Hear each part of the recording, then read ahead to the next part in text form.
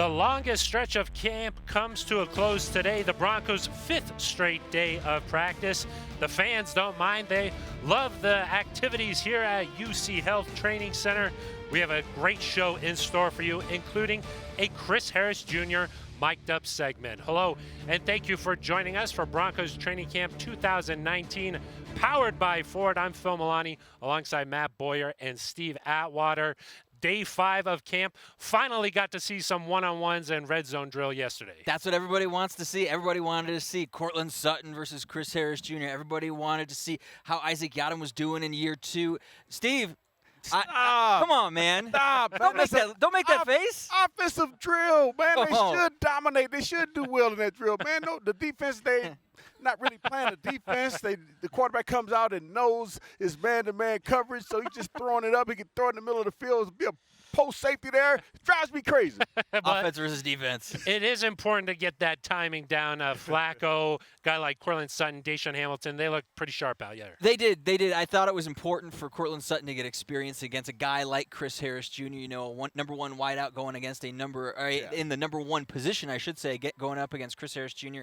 I think Sutton has done a nice job demonstrating, the route tree, his ability to do more than just go down the field and catch a jump ball. I thought that's been great. And then Hamilton has been doing an incredible job. The rhythm with Flacco that he's developed, I thought, was nice. Some crossing routes. Finding space is Hamilton's big thing that he's going to need to work on and really capitalize on this season, and he's done it so far in camp. Yeah, man, the wide receivers really have been impressive. I haven't seen too many of the guys dropping balls. I know the first day Courtland Sutton had the drops a little bit, but he's back on track and doing really well. So I think that the wide receiver room could be pretty strong, especially with Juwan Winfrey coming in and having a really good camp. I think, man, how much better could it go for a 6th-round draft pick than, coming out here showing that he has the playbook down, he has the hands, the speed, he has the size to get off the line of scrimmage. He's doing everything right now. No combine for Juwan Winfrey. Still was able to come out to a pro day here, really impressed the Broncos. What's with those CU guys not getting invites, man? Hey, but then once they get to the league, hey, everything changes. I know one guy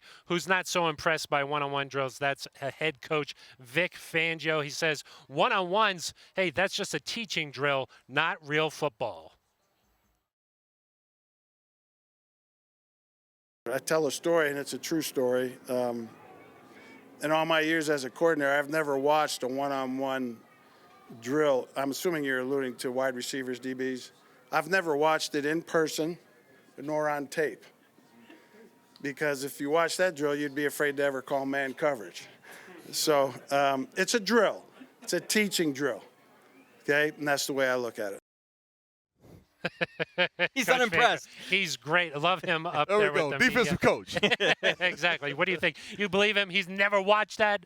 I don't know if he's never watched it. I believe he may have seen some early on and decided that there was little value in it. So, yeah, I believe he scrapped it several years ago, though. One of the things that I think is important, though, is the fact that so much of a wide receiver's success is dictated right at the line of scrimmage, right at the snap. We talked about it a lot last year, the fact that some of the pre-snap stuff that the Broncos were doing and some of the stuff right off the snap, getting jammed and letting DBs kind of dictate where they go.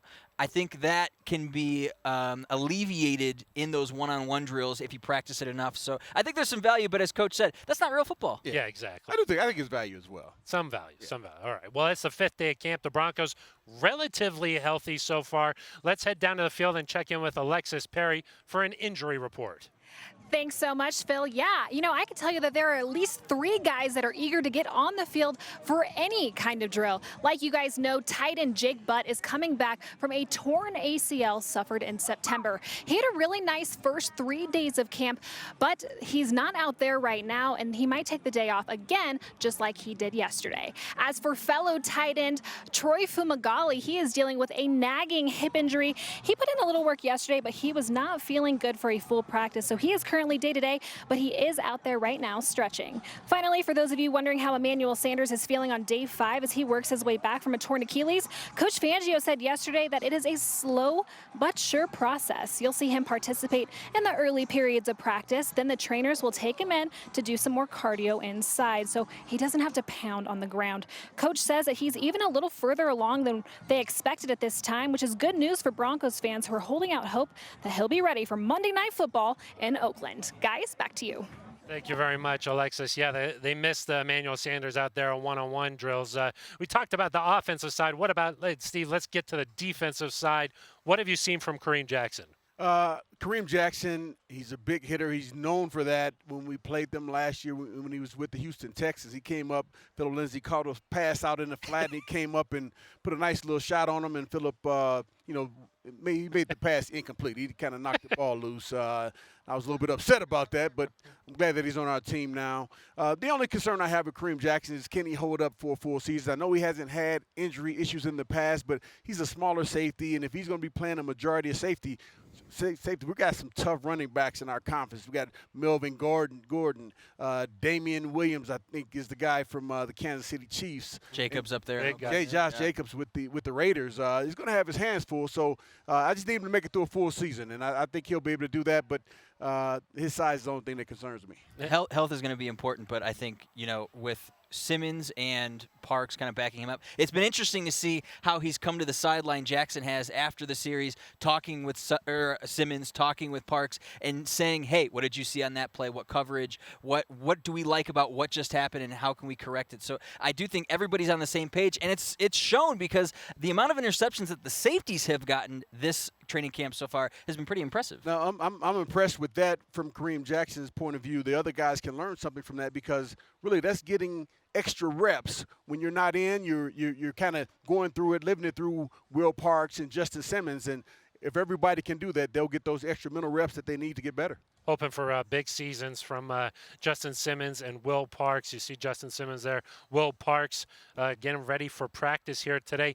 These guys still learning the defense. There's a lot of checks, especially for the secondary, including a guy like Chris Harris Jr., really smart off the field, but, he wasn't around for that offseason program. But the one thing you got to love about Chris Harris Jr. is the fact that he came into the league as an undrafted guy, and Pro Bowls, Super Bowls, he still acts like an undrafted guy early on in camp. He's got a chip on his shoulder. He's talking noise. He's got a lot to prove. Always wants to go up against the number one wideout for the offense during one-on-ones or team drills. So the edge is still very much there for Chris Harris Jr. Chris Harris is a coach's dream. He's a guy who loves the game of football. He has the skill, the speed to play the position. He has the heart, and he has that swagger. A lot of people don't know, but as a cornerback, you got to have swagger, because you're going up against the best player many times on the offensive side of the ball, and the wide receiver, the guy who's the fastest. So, have a little bit of swagger, have that confidence, because you're going to have normally a long days on Sunday in terms of having to cover the best player on the field. Chris Harris Jr.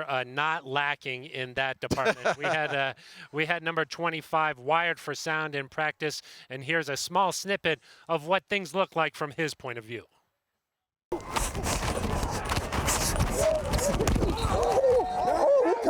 You know we coming, boy. Hey, we coming. You know we coming, boy. That's how I practice. That's all I know. Hey, but I love Lindsay, though, because he got that dog like me. I'm the same way. He want to fight. Hey, Phil, man. I still love you, man. Don't be mad. We good. I know you needed it. That's why I hit you.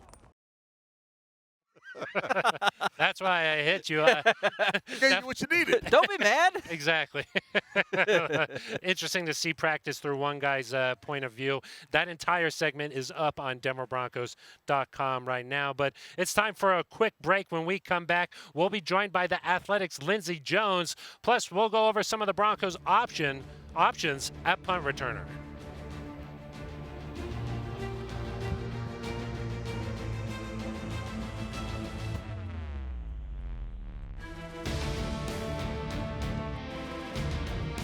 The best Broncos banter each and every week, that is Broncos Beat. When we even asked him about the defensive line and where these guys slot in, he said, look, I expect everybody to be able to play everywhere. They're all in their quote-unquote contract year. That usually means that you play at optimum level. Catch up on all the latest storylines with your favorite beat writers every Monday evening at 6:30 on TV 20. For Chris, quarterbacks look at him before the snap and say, okay, I'm not going that way. Broncos Beat for the most in-depth coverage of your Denver Broncos. Broncos fans, sign up for the Broncos Fit 7K on Sunday, September 1st. The run walk takes participants through the Sloan's Lake neighborhood and finishes on the 50-yard line at Broncos Stadium at Mile High. All participants will receive a Broncos 60th Anniversary Finishers Medal, a historical t-shirt, and post-race entry into the Broncos Fit Expo with players, cheerleaders, and Miles the mascot. Go to Broncos7k.com and register now. Royce and Lindsay are perfect complements. It kind of reminds me of Tevin Coleman and Devontae Freeman in Atlanta. They're different skill sets. They're both talented in their own way. They'll both be able to use them with their strengths so that they can be the best player they can be. But I mean, Royce is big. He's physical and pass protection. Like, that's a big deal in the NFL. That durability that comes with it. But as far as running the football and the scheme, they both can do it. One's just going to do it probably with a little bit more physicality, and the other is going to make you miss. Offensive coordinator Rich Scangarello happy with what he's seen from his backfield so far through training camp. We're back here on Broncos Training Camp 2019. I'm Phil Milani alongside Matt Boyer. I'm very happy to be joined by the Athletics' Lindsay Jones. Thanks for joining us. Thanks for having me, guys. We just heard from Rich Scangarello about Phillip Lindsay and Royce Freeman. We know running the football is going to be very important for the Broncos this season, but how important is that balance between Lindsay and Freeman for success? Yeah, I mean, I think it's going to be really interesting to watch the way that this plays out, because do they want Royce Freeman to kind of be the lead back, to be like the first and second down guy? Do they want Phil Lindsay to be more of kind of the third down option guy that they can throw passes to? Is he going to be better in a slightly limited role? You know, I guess durability is going to be a question there. It's going to be very interesting, though, because what we saw last year is it became impossible to take Phillip Lindsay off the field. And that wasn't necessarily an indictment on Royce Freeman. It just became that Phillip Lindsay was just so valuable. So, you know, I think they're both going to kind of create their own role here. It's really going to be up to Royce Freeman, I think, to take more of those reps away from Phillip Lindsay, especially now that, you know, Phillip's back in full work basically now. So it's going to be really interesting. I know it's going to drive fantasy football players crazy as they're starting draft time right now, trying to figure out, you know, because, you know, nobody knew to draft Phillip Lindsay last year unless you were out here at training camp. But now everybody wants to draft him. But hopefully this is going to be a more split workload. And maybe Booker gets in the mix a little bit to see how they kind of split those things up. But I think for Phillip Lindsay, he'll be better if he doesn't have to be, you know, a 25 touch guy a game. He might be better in a, you know, 15-ish touch role where he can just be really explosive. Maybe that opens him up to have a little bit more of a role in special teams if if they really need an explosive punt returner. So I'm very interested to see how that all plays out once we get to some actual preseason games that, you know, it might be a couple weeks till we see him play, but very, very interested to see how that workload's going to be. I'm sure as a national reporter, a lot of people come up to you, hey, how are the Broncos going to be this season? And I'm sure you'd probably say, hey, it depends on what Joe Flacco has left in the tank. What can we expect from him? Yeah, I mean, I think I'm trying to be kind of cautious right now because there have been a lot of times that he's looked good out here. There have been some rocky days, but I think a lot of that's what happens this time of year with offenses, especially a new offense, is that they're trying a lot of new things. This is the time that Flacco wants to experiment. You want to see which routes are going to work, how tight of a window you can get in. And look, this is a good defense. This is a good secondary too that, you know, sometimes they're going to make the offense look bad. So I want to be careful and not get too excited about how good Joe Flacco has looked at times compared to what we've seen in previous years, because I think I remember sitting up here at some point last year and saying how much better the offense with Case Keenum looked than the year before, and how much better Trevor Siemian looked in 2017 than the year before, where we've kind of gone through this before. So I want to kind of temper expectations for what this offense is going to look like until we kind of see it come together. I mean, we haven't really seen what it's going to look like with Emmanuel Sanders as a full workload, and he's the most explosive wide receiver. You know, we haven't seen a full with what Emmanuel Sanders and Phillip Lindsay together, the two most dynamic players on the offense. So, I do think Joe Flacco has a lot left. I think the veteran presence that he's going to bring is very important. I think the fact that he's kind of played in this sort of system is going to be important. But at this point, I'm just being a little cautious about it until we know more about it, until we see Rich Scangarello call games. as well. Speaking of expectations, you've covered Von Miller throughout his entire career. He likes to set the bar high. He said 25 to 30 sacks combined with him and Chubb is reasonable. What do you think the expectation should be for Miller and Chubb? Because a lot of people have them as the best pass rushing duo in the league. Yeah, I mean, I think that's absolutely reasonable, especially when you're playing for Vic Fangio, how he knows how to get the most out of his pass rushers, and he knows how to get the most out of multiple pass rushers. He's had defenses in the past that have owed one really good guy. He's had defenses that have had multiple really good players on their front seven. And, I think Von is the one who's been out there publicly kind of setting his own expectations. And look, where he's at in his career, he's been a Super Bowl MVP. He's been the highest defensive player in the league. He's never led the league in sacks. He's right about that. And I know they're talking about Defensive Player of the Year in there. They've been talking about it all through OTAs. Vic Fangio has coached defensive player. He didn't coach Khalil Mack when he won, but he has coached a Defensive Player of the Year, and he knows what it takes to become that guy. And he's telling Von all of those things. It's not having offsides calls. It's not having the penalties, the little things that maybe have been like maybe the one downsides of Von's game, which he won't say that those are downsides. He says that that's.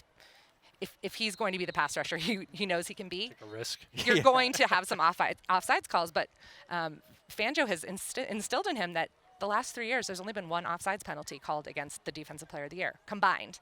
It was once in 3 years, and that was a Khalil Mack a couple years ago. It just doesn't happen. So I like that he's coaching Von Miller very hard. I think there's a lot more that Von can do in his game.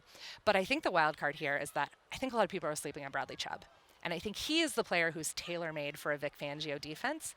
If you look at, if you want to look at the Khalil Mack comparisons, it's Bradley Chubb, just in terms of body style, physical skill set, all of those sorts of things. So I think we're going to see some growth out of Von, but I think if this defense is going to be the type of defense that they want to be and that they need to be if the Broncos are going to take a big step forward, Bradley Chubb is going to have take a massive step in year 2, and I think that's possible. It's day 5 of Broncos Camp now, but the rest of the league about to get started this week. I know you're about to hit the road. Tell us where you're going to be so we can look for your coverage on the Athletic. Yeah, so I'm going to take off to the West Coast in a couple days when the camp's open. So I'll be checking out a bunch of the AFC West teams. I'm going to see the Chargers next weekend. I'm going to go see the Raiders for a couple days.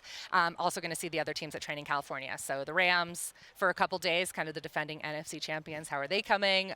What's up with Todd Gurley's knee?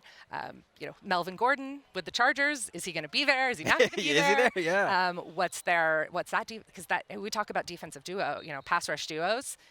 I mean, you got to talk about Melvin Ingram and Joey Bosa with the Chargers. Oh, yeah. So looking forward to seeing them. I'll see the Cowboys, see the Raiders and the Niners next week. So, it'll be interesting to see some other teams. I think I get a better sense of kind of where the Broncos are once I've seen some of these other teams. So check back in a week and a half or so, or 2 weeks or so, and maybe have a little better sense of how they compare around the league. Well, thank you so much for joining us for a few minutes here this morning. That's the Athletics' Lindsay Jones. Now let's go back down to the field, check in with Alexis Perry. We've talked about a lot of position groups, not so much punt returner, but seems like one name keeps popping up. Yeah, there are a lot of stars in the making on both sides of the ball, but there might be one in the returner role as well. Rookie wideout Trinity Benson, he is an East Central product. He is out here and he is making heads turn throughout these first few days of camp. He averaged more than 18 yards per return throughout his collegiate career at East Central, and he's looking to do more in the big leagues. So let's take a listen to what special teams coordinator Tom McMahon thinks of Benson. He's been doing a nice job as a returner. He has to do well at receiver too, though. That's the one thing is some people think guys just make a team on special teams. They got to be able to play offense and defense also. But Trinity, all these guys, have been doing a nice job. We have a lot of returners out there that we're working out. Thank you very much, Alexis. Yeah, he's been one of the stars at camp so far. He's from East Central University. Any idea where that is? Oklahoma. Yep. Ada, I think it's A-D-A. Ada, Oklahoma. Ada, Division Oklahoma. 2. Yeah, now, exactly. The thing with Trinity Benson and all of these returners, especially the rookies, is that the McMahon and the Broncos aren't really going to have an idea what they possess until about that third game of the preseason. When I talked to Tom after minicamp, he said, look, these guys have been, basically fielding punts that are about 3.5 seconds in college, 4 seconds. Now you get to the NFL, the hang time is 5.0. And that's a huge impact in terms of the type of traffic that you're going to face when you have to field the punt and then make your cuts and then try to get upfield. So Trinity Benson, he's off to a good start, but as far as the punt return competition especially, we're not going to have clarity on that probably until the second or third preseason game. Yeah, we heard McMahon say, hey, we're going to cycle through in the preseason game, get some live reps. As we welcome Andrew Mason onto the program here, our thanks to Lindsay Jones of The Athletic. Mace, I know you wrote about Juwan Winfrey the other day. What have you liked? He's been one of the other stars at camp so far. Yeah, the thing I like about him is the ability to use his size. I mean, not so much posting up, say, like Noah Fant, but be able to kind of jump over a cornerback from time to time, be able to get good position. The hands are there. The speed, it's not, track star speed, but it's enough. Better route runner than I expected as well. That's been a really good sign for him. And, with the Broncos draft this year, most of the picks were based on high college production. Juwan Winfrey was kind of the exception. He didn't get the playing time some other guys had.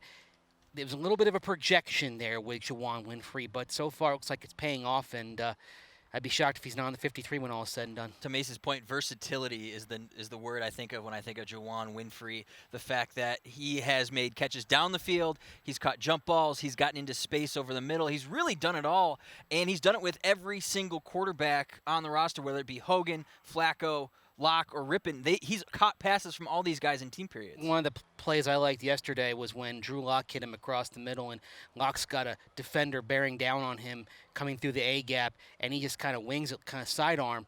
But even though it's a less than ideal form throw, it hits Juwan Winfrey in stride. He doesn't have to lose a step, turns up field in a game situation that would have been about a 20, 25-yard gain at least, with about 15 yards after the catch. We've seen some good reps there as Drew Locke warms up for day 5 of practice. Let's wrap up the show a little bit here, Matt. What are you looking for today? I'm looking for Winfrey to continue to progress, but also I want to see how these running backs are doing with regards to catching passes. We saw a little bit more of it yesterday with Booker and Lindsay and Freeman out in the flat catching some passes. So I'd like to see that continue here today, the running backs getting some more work. I'd like to see mistakes corrected. Early yesterday in practice, false starts were an issue for the offense. I'd like to see the timing be a bit better on that, and also avoid offside penalties. We've seen the defense called for some offsides over the last few days, reacting to hard counts. That's not something that Vic Fangio wants to see, obviously. I'd like to see that corrected. Yeah, no mistakes for Fangio. He's all about attention to detail. Let's check in with Alexis Perry again. Alexis, what are you hoping to see down there?